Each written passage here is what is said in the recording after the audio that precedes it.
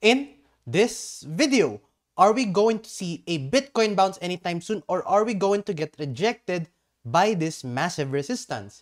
Stay tuned to know more.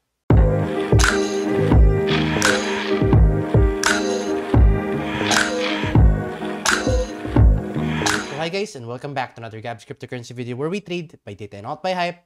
And if you haven't subscribed to my channel, click the subscribe button down below and hit the notification bell so you won't miss out daily technical analysis like this. So let's dive into this video and let's give you a quick recap of our previous analysis. So diba kahapon we saw Bitcoin drop down one more time dito with our logarithmic growth curve. Ito yung pinakita ko sa inyo. And diba sabi ko sa inyo kahapon, this is one of the best time to buy, and that's why I have been going all in with the crypto market, especially with Bitcoin, kasi of course Bitcoin has one of the most market cap as in the whole crypto market. So that's why I am investing more Bitcoin for the time being.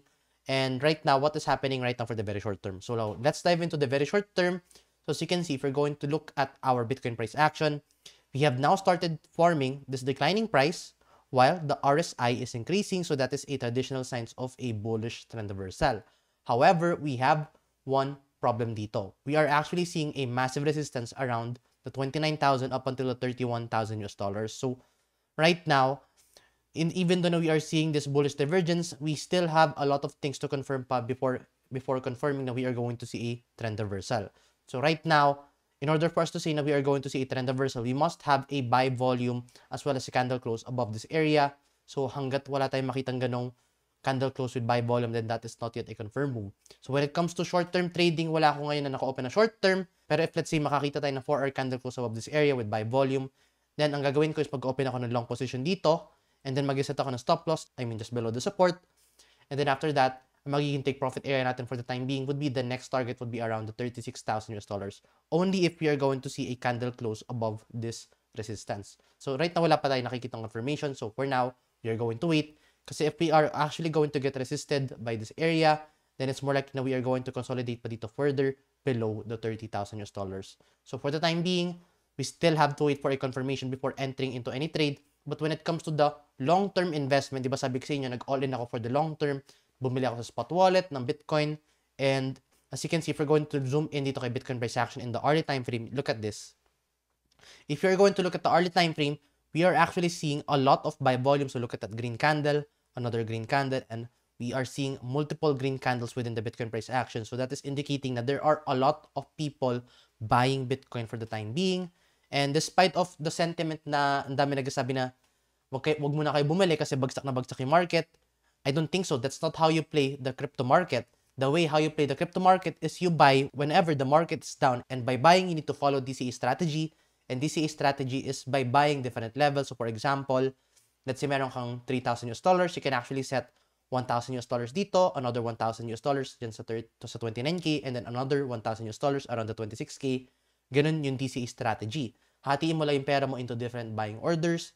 And for now, look at this. We are seeing a lot of buy orders within the early time frame. So we are getting a lot of buy volume. So people are currently buying. Same goes with me. Di ba nag-all-in din ako kahapon sa pagbabay ng Bitcoin.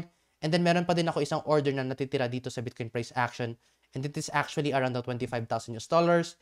Though nag-touch tayo briefly around the 25K. Dito, look at this. We actually went around the 25.4K. Pero yung buy order ko was around the $25,000 to be exact. So, hindi nag-fill in yung final order ko. But yeah, hayaan ko lang siya dyan muna kasi right now, we still don't have any signs of a clear breakout pa dito. And we still don't have any confirmation yet if we're going to see a bullish movement kasi wala pa tayong 4-hour candle close above this resistance.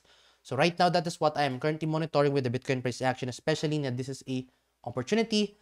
And take a look at this, guys. Even if nag-decline tayo dito, if let's say na-resist tayo ng ating resistance, and let's say bumaba siya, ang kailangan natin i-monitor ngayon dito is we need to watch out for this RSI to go higher than the previous low.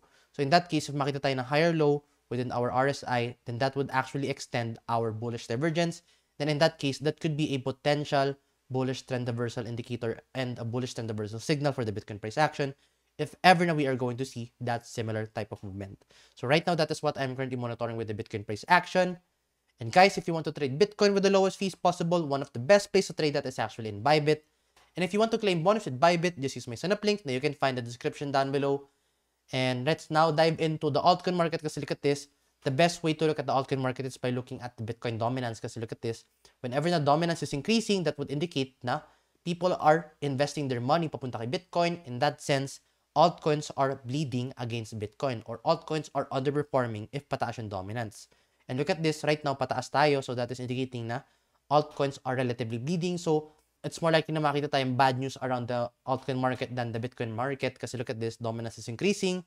But take a look at this, guys. We are seeing another resistance area dito sa ating Bitcoin dominance action. So look at this. We are seeing a resistance area. So right now, we are actually looking at this area, and if ma-break natin itong resistance na yan, if let's say mag-break tayo to the upside, then of course, that is a bad thing for the altcoin market. But if let's say we are actually going to get rejected, take note if reject to, that would indicate people are moving their money from Bitcoin papunta sa altcoins. In that sense, magiging healthy mga altcoin market natin. And that could be a potential altcoin season if you're going to get rejected by this resistance in the Bitcoin dominance chart. So with that being said, let's dive into one altcoin quickly, which is Ethereum. So kay Ethereum naman, similar with Bitcoin, we are seeing that's declining price. So look at that. That price is declining. At the same time, the RSI is increasing.